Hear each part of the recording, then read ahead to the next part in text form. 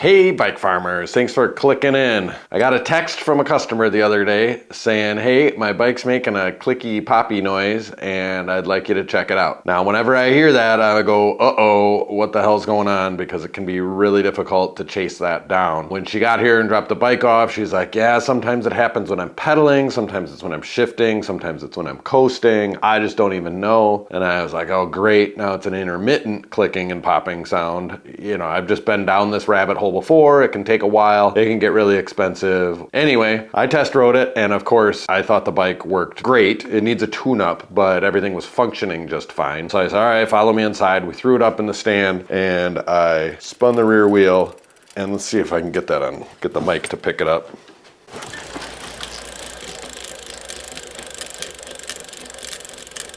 But it's making all kinds of weird noises. I can feel it in the frame. It's just crunchy, munchy hub. I don't know what you call it. Now, generally speaking, it's easier just to replace the wheel. If I've got a used road wheel around, it can just be a lot easier just to replace the wheel. Even sometimes on certain bikes, a new one. But I've got this YouTube channel and everybody wants to see me take apart hubs for some reason. I get a lot of comments saying that. I think I've got some Shimano cones laying around. I got some bearings on the bench. I could probably figure this out. So that's gonna be the first thing we do in this video. And then the bike needs a really good tune-up. This is her use it for everything bike. It was a Frankenbike.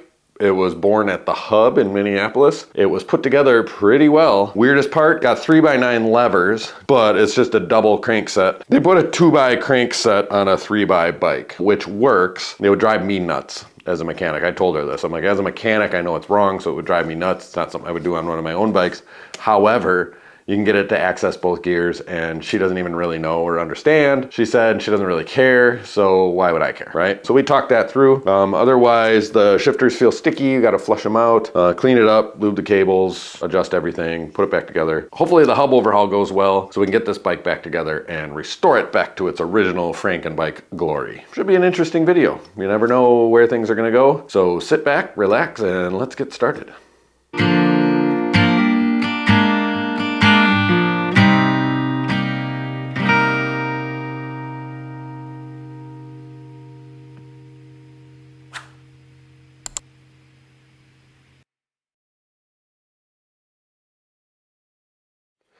I'm just gonna go ahead and pop this rear wheel off. Yeah, it's the hub. I should have done this with her here, but that free hub is fine. It's the hub. So we're gonna pull this axle out and take a closer look. Pull the skewer out. Oh man, is that crunchy. Okay, so rear hubs are usually a 15mm cone wrench. If you can find the flats. There we go. And then a 17mm lock nut.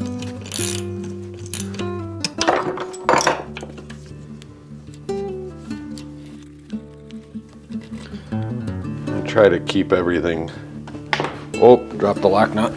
Try to keep everything stacked and in order as far as the spacers go, just to eliminate confusion or any kind of having to think about it later. Now, there may be spots of this where I'm not in frame. This kind of work can be hard to get good footage, but I just kind of held the other side. I'm gonna back this out now. So I have a rag down on the workbench here to catch anything and hopefully keep things from bouncing all over the place. But I suspect that I'm gonna just replace everything with new balls and start from scratch here. We'll save the axle, just see if I can find some decent cones. Or maybe these cones are just fine and there's something else going on. So something that I just noticed here is this lock nut is backing off, which is interesting. So that's probably why this hub failed, is things were a little loose. Which is why we should be checking all of our hubs, and I know I don't, but you don't come across this all that often. Okay, I gotta take this cassette off. It's in the way.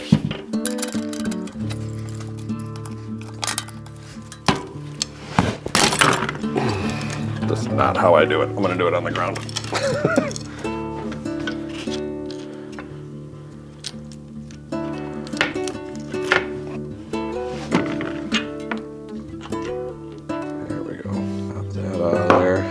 find out what's all worn out here.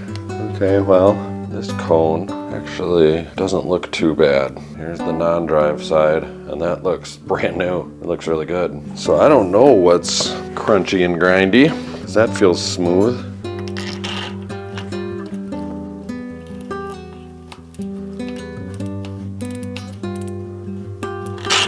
And that feels pretty smooth too.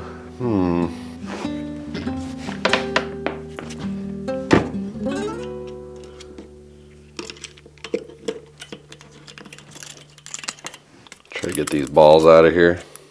They're these like, these are dust cap seals, and you can pop them out. But I always damage them when I do that, and I don't want to. I want to do this as non-invasively as possible. In general, that's my modus operandi. So that's all taken apart now. I don't know, kids. I'm not finding anything immediately wrong here. So I'm compelled to just clean it, grease it, new balls, and put it back together. It can be kind of tricky to get in here and clean this out. I'm not seeing pitting. I think maybe it was just a little loosey-goosey. And, you know, it's been a while since, I mean, it's been forever since it's been serviced. And it's got a bunch of miles on it. So it's just time to be serviced. I'm not seeing anything broken or wrong in there either. I don't know, everything's checking out. All right, we're just gonna put it back together with new balls. I believe they're 1/4 inch. Yep, okay, so these are all old and gross. Just for good measure, I'm gonna hit it with some degreaser.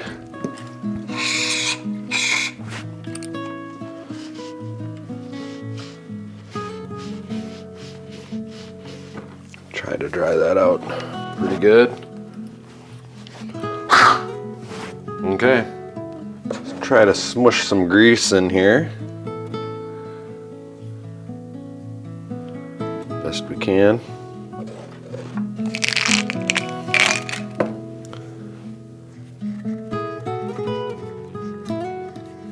All right, 9 balls.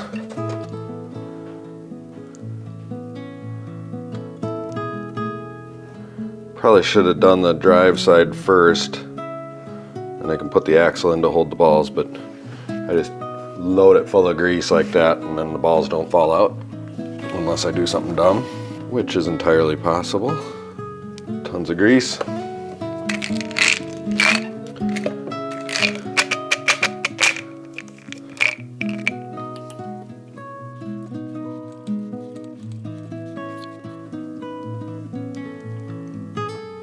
Alright, so this we want to get set now. About like that. Alright, so it's a cone with flats on it with a hub wrench and then a lock nut that locks down, and you tighten them against each other. Just like that. So that was loose, this lock nut, so it was flopping around. And I think that's what caused all of our problems. Now another thing I'm doing here, just to kind of make a point, is I've let this camera run for this whole hub service. I haven't stopped it yet. And that's so I can like get a really good idea of how long it takes to take apart one of these hubs, clean everything, figure it out, lube it back up and put it back together. And this one, so far, I haven't had to go looking for parts, try to figure that out, because there's a million different kinds of cones, and this is like a Shimano wheel system, the R500. So it might have some weird, you know, proprietary special something going on with it and whatever. Oh, I forgot the spacer on the other side. Okay, add a little bit of time. Anyway, and that's just to kind of prove my point that most of the time it's just not worth it. Around here, the typical labor rate is 90 bucks an hour, somewhere in that range, 100 bucks an hour. And honestly, it doesn't matter what anyone else thinks about that. I get a lot of comments that like it's just fixing a bike, that's outrageous, these aren't cars, blah, blah, blah. You know, the fact of the matter is if the market supports that for all of the shops in the area, then that's what the market supports. Doesn't matter what anybody thinks about it. And so that's what I go with, because why would I do less than that? And then compare that with the cost of a new wheel or a used wheel. We think about the kind of bike it is, et cetera, and see what makes the most sense. See if I'm a rip-off artist. See if I'm a con man. Theoretically speaking, then, we should have an equal amount of threads on this side, which we don't. We only have a few here, and we got a bunch here. So I'm gonna back this back off quite a bit so I can get a wrench on here, tighten it down. And this is just how it goes. This is why I avoid it, is because it's just time consuming and labor intensive and not always worth this much effort. I suspect in this case it is though. I gotta really back this off. Take it all apart.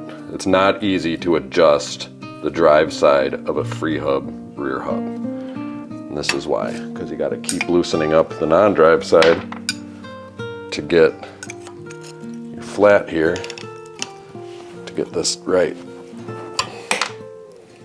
And you can eyeball it. I suppose I could be more experienced or better and just be able to eyeball it and get it right the first time. You know, if I did it all the time, I'd get better at it. I suppose that's true. It's not untrue.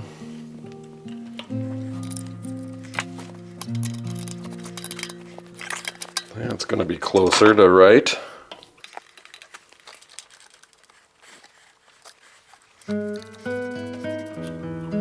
All right, there we go. So you have about that many threads on this side, and then about that many threads on that side. There's a lot of grease in there.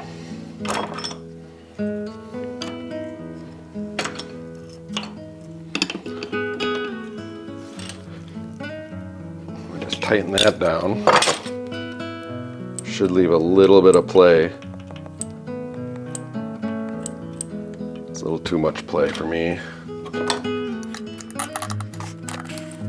So I'm going to tighten this cone down and then finger tight the lock nut down. And then we hold the cone and turn this lock nut, and that should back the cone off just enough to leave a tiny bit of play. Yep, and we just go around and check it in a few spots like that. And if you have a tiny bit of play, then the skewer, the cam action on the skewer, will squish that whole system together just a tiny bit and set the preload of the bearings, and it'll be perfectly adjusted. It feels a lot smoother, but I can still feel some grinding in there.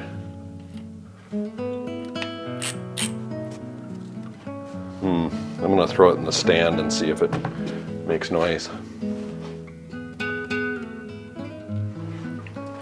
So,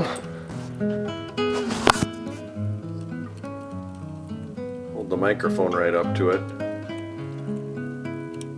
Now it's a little bit loose because we don't have the quick release skewer in it. And it's making some noises.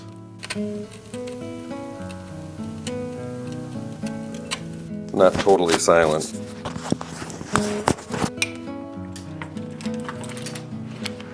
I'm gonna put it back in the bike here. Do a real world test on it. Okay, with the skewer in it,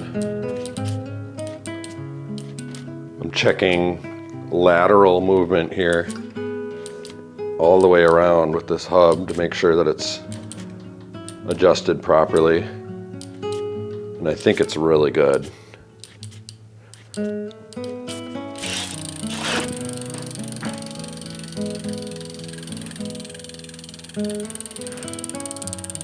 I mean, it's a major, major improvement. It's not perfect, but I think it's good enough for who it's for. Put this cassette back on.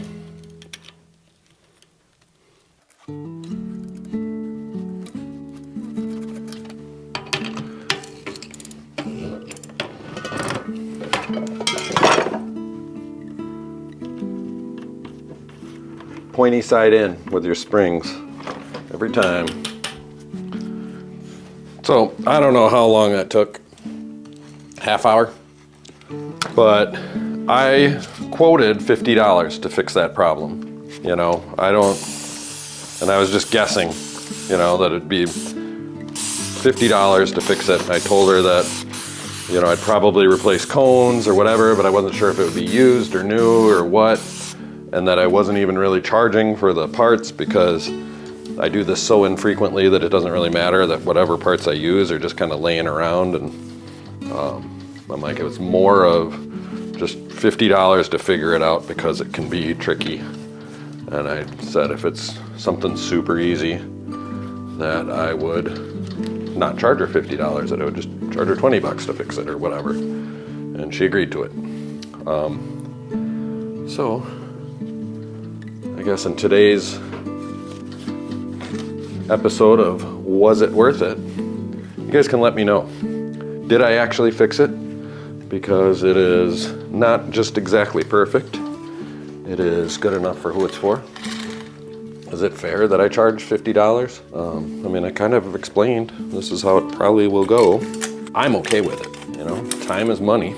I'm the expert. And she did say, go ahead and just replace the wheel if that's what it takes. But I really think that for a commuter bike, general purpose, what this bike is, to get it to not click and pop and grind and drive her nuts, that's the fix. This isn't a race bike.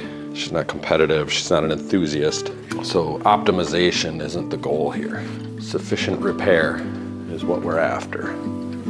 I think we got it. That's what I think. So that was Dawn Power Wash, and I'm degreasing things here a little bit.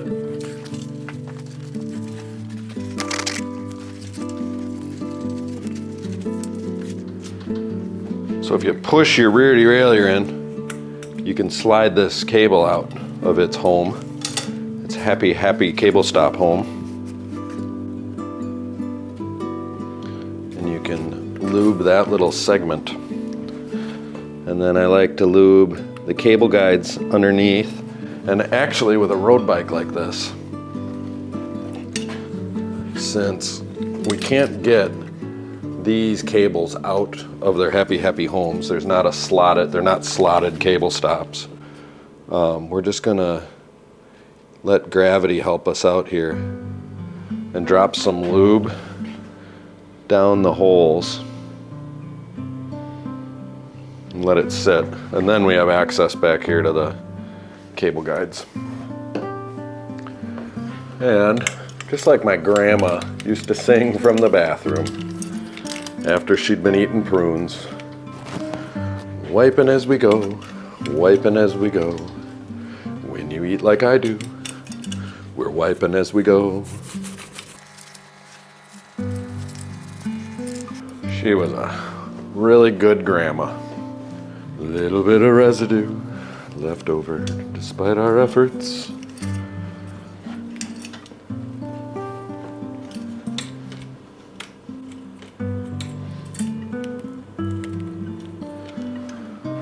You can pinch your caliper, pop that one out.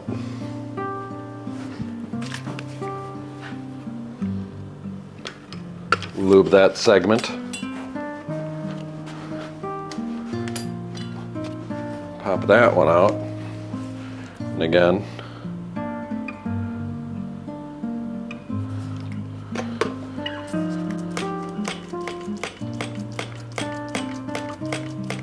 gravity can help things, and a little bit of agitation.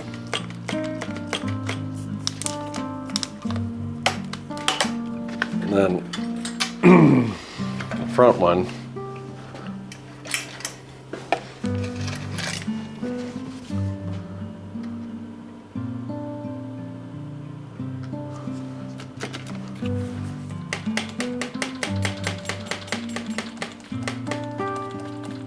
that one going too.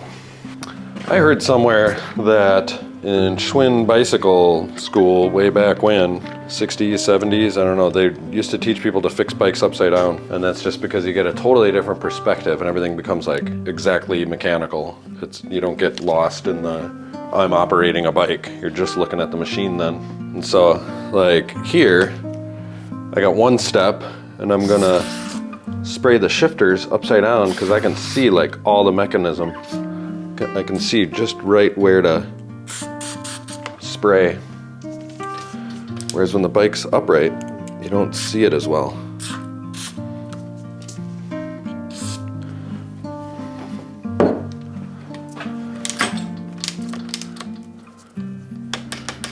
That's the single greatest improvement I made to this bike. Right there, some one step on these shifters just to reawaken everything.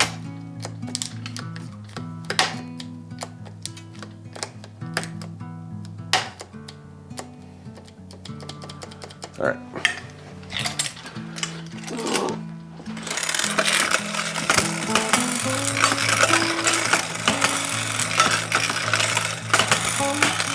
Just work the lube in the shifters. Agitate.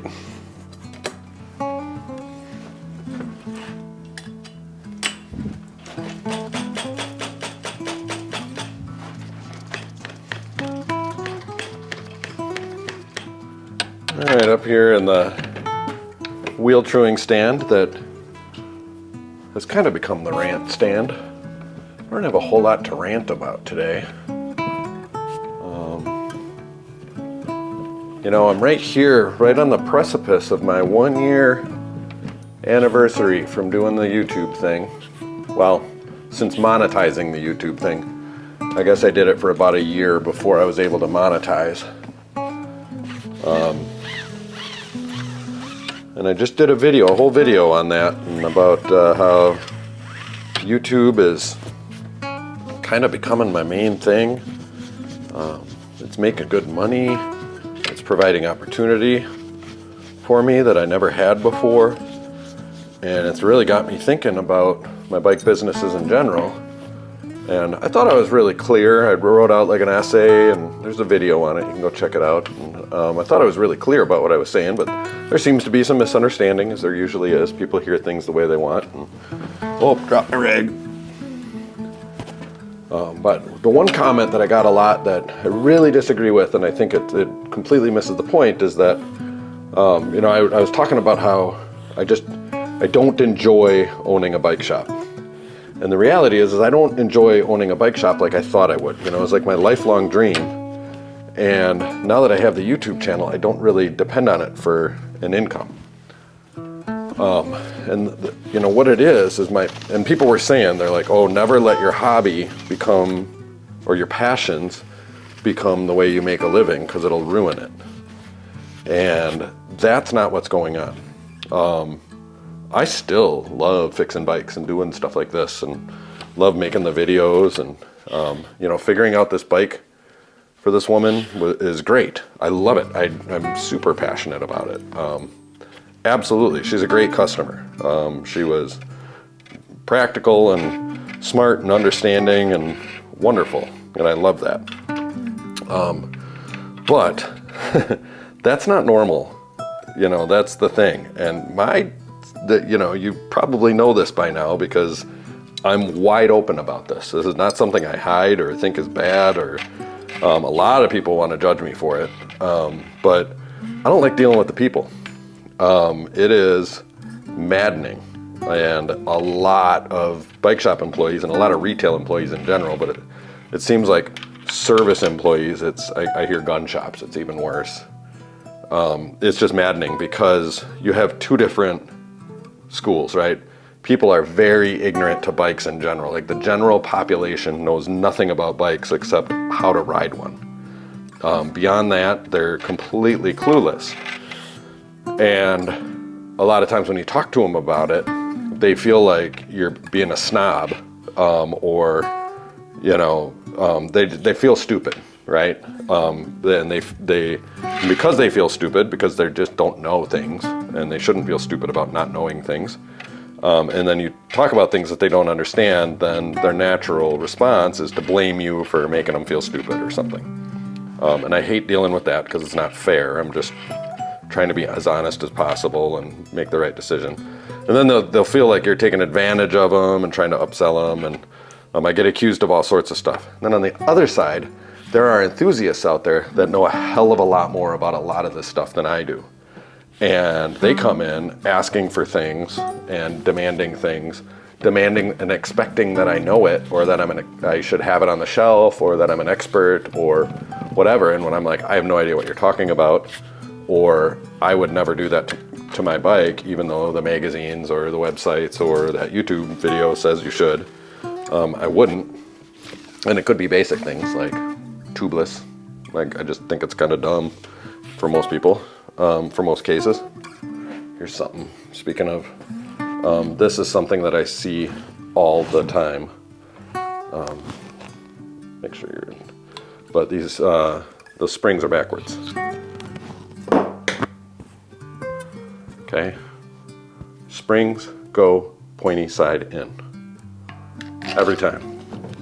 Okay, a large percentage of the bikes that I mean, I think it's almost 50% of the bikes I get either have a spring missing or whatever, and you don't need to take the skewers all the way out to remove your wheels.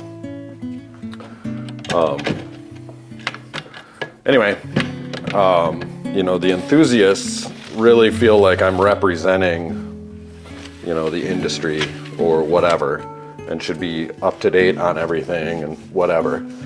And I guess, you know, I put myself in their shoes. I don't blame them. You know, I'm a bike shop. I should know bike stuff, right?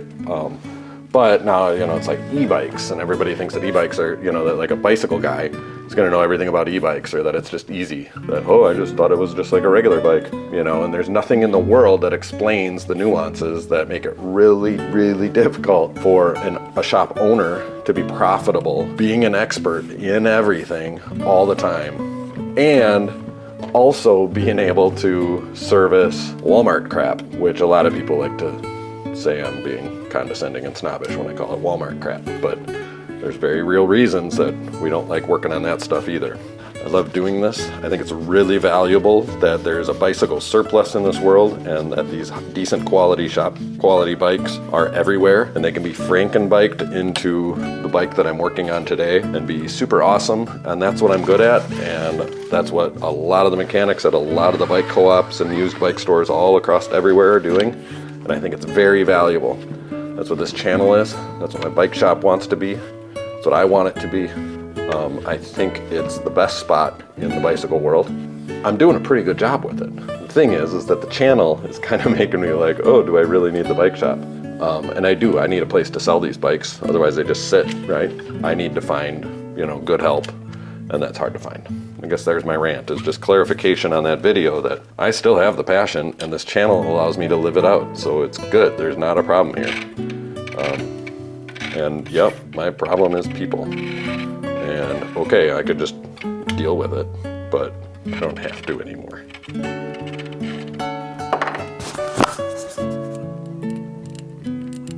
You hear that? We're gonna open up this hub and put some grease in it as well.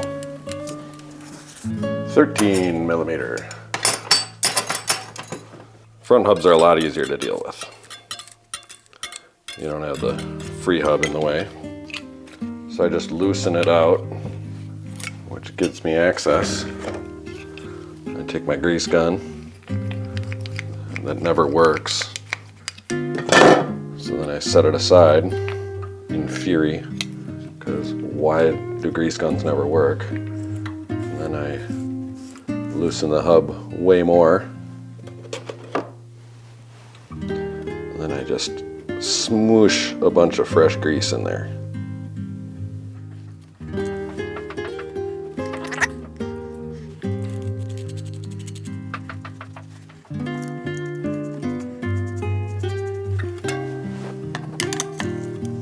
Okay, slightly loose, but I think it's just slightly too loose. So I'm gonna tighten it just a smidge.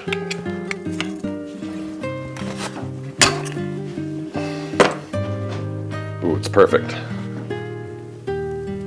It's not clicking and popping anymore. Grinding.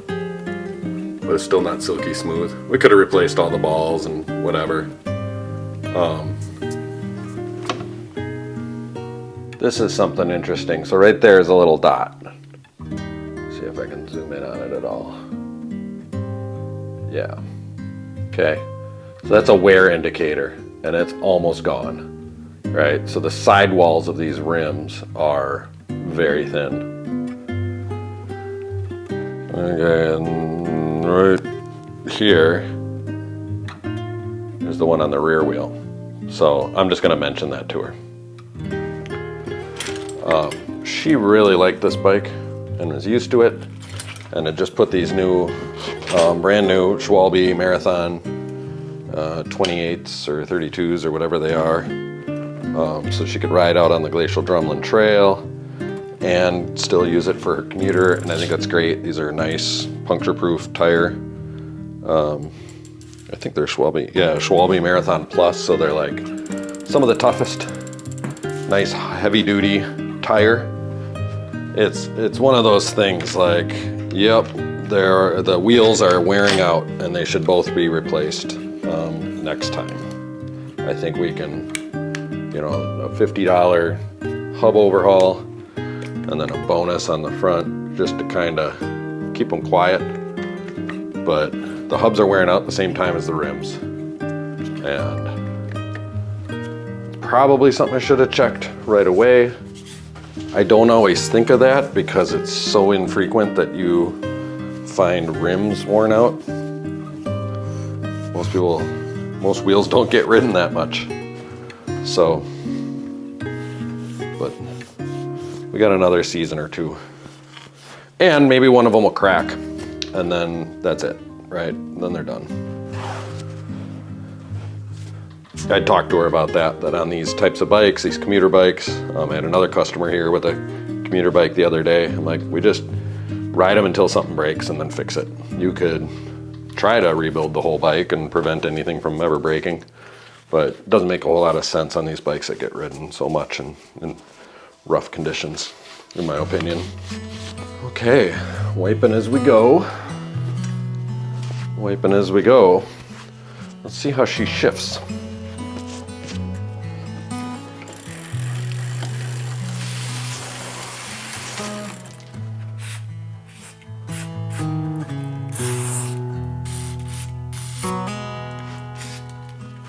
A little bit of one step to get things started.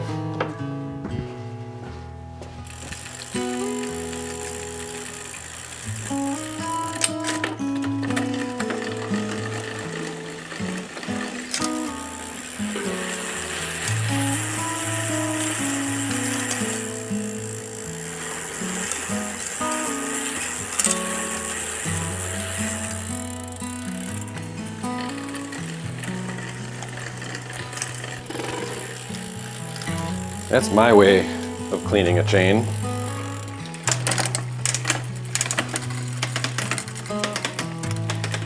Yeah, it shifts so well. 9-speed Shimano, pretty good. Okay, so here we go. Yeah, the high and low gears work great, right? Okay, so we'll put the chain in the middle here. Actually, let's high gear, it's rubbing a little bit. Low gear, you're rubbing there, but we'd expect it. Granny gear is great. This bike is set up pretty well. I'd say this cable's just a little loose because when you're in the big ring and the little cog, it rubs. So I'm pulling the derailleur out, and then over here on the right side, there's a barrel adjuster. Oh, but now I'm rubbing. So pull the derailleur out. I'm turning it in a little bit. Okay, so just a slight little ting.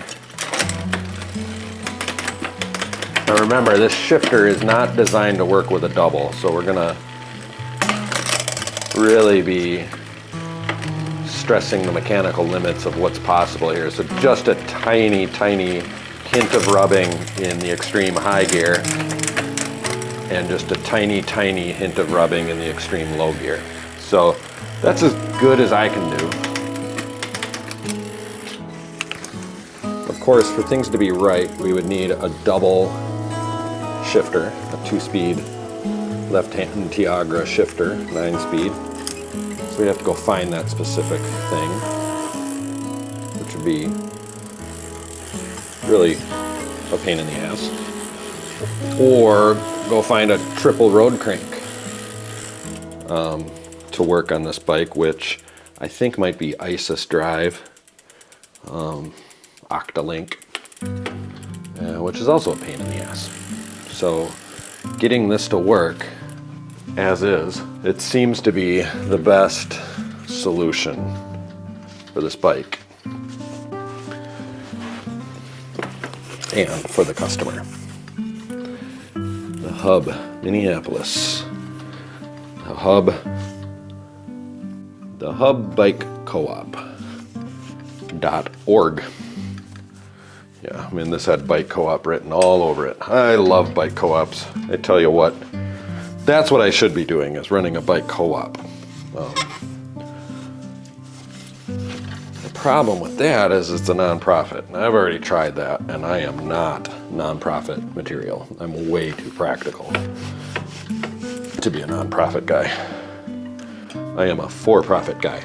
I would like to have a for-profit charitable bike company. That's something I could do a video on someday. I got a really good idea for that. I'd be doing that now if I lived in a city, but I don't. I live in a small town, and I just don't have the population for it. It's really hard to get people to travel far for bike stuff. And it's hard to hire. You need people. You need volume and people to make it work. And that's what you find in cities. I can tell that there was a co-op bike mechanic who had a lot of fun putting this bike together. It seems that maybe it had like well, look, I bet these brakes are original. Maybe this headset, bottom bracket. I don't know about the crank. Probably bottom bracket and crank. Rear derailleur, they had found these shifters, or maybe they're new shifters. Got it to work. These wheels are definitely not original. You know, they just had this wheel set, and they're like, oh, we're gonna make it work with that. These pedals, you know, they're good enough. Road pedals. And put this bike together. And they probably had a lot of fun doing it. It was probably a real fun project. And made a pretty good bike. I'm not, you know, there's no real red flags going on with this thing. So, but I think we're done here. You know, that is tuned. Both hubs have been greased. I don't think we're gonna have any more problems of intermittent clicking and popping. God, I hope not. If so, then I'm gonna, you know, credit her all the labor towards a new wheel or something and fix it right. I'll make it right one way or another, but I think this is good enough for who it's for. And I've already explained to her what that means and that it's not as condescending as it comes across as. So you don't have to worry about that. Yeah, so thank you so much for watching to the end. If you've made it this far, that's the thing I'm most grateful for, is your attention. That means everything to me and makes this whole thing work.